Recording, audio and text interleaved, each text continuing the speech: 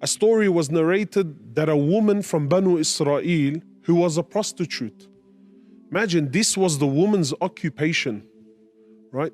The worst of sins, one of the worst of sins, things that are unimaginable, right? This woman did this for a living. And this was her job.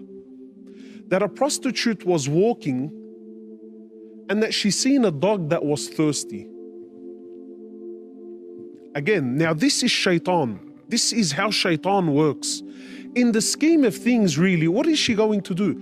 And look, subhanAllah, from a Muslim's perspective, it's a dog that is najis. It's not like, wallah, it was a beautiful, colorful parrot that touched her heart. Or no, it was a stray dog, no owner. But this woman, she was able to get to the well, water well, and drink, and that she seen the thirst in the eyes of this dog, and that this dog couldn't get to it. So something moved her in her heart. So she did an act of good. She brought some water to the thirsty dog and she allowed the dog to drink.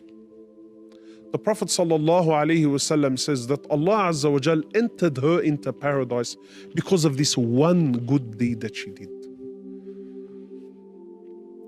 And this is Islam. Don't belittle any act of good.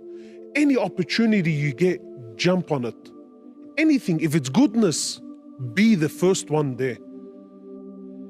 The Prophet ﷺ speaking about the Day of Judgment, the hardest day in all of our lives. And he describes, and the Prophet ﷺ, he says, every one of you will stand in front of Allah and speak to Allah directly, and there shall be no interpreter between you and Allah. So right away you sense the tone, you sense the severity of the hadith.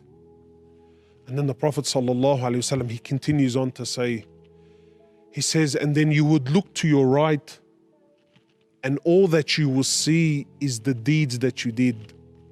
And then you will look to your left and all you will see are the deeds that you brought forward. And then you will look in front of you and you shall see Jahannam, the fire of hell burning in front of you. What a description. You think, Allahu Akbar, how can I save myself from this? So the Prophet ﷺ, he says, so save yourself from Jahannam,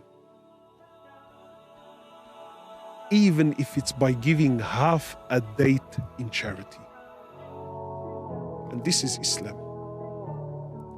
That any good that you do, you will find it on the Day of Judgment. And today you are alive. It's a golden opportunity to make the most of it. Don't waste, my brothers and sisters. Don't waste your time.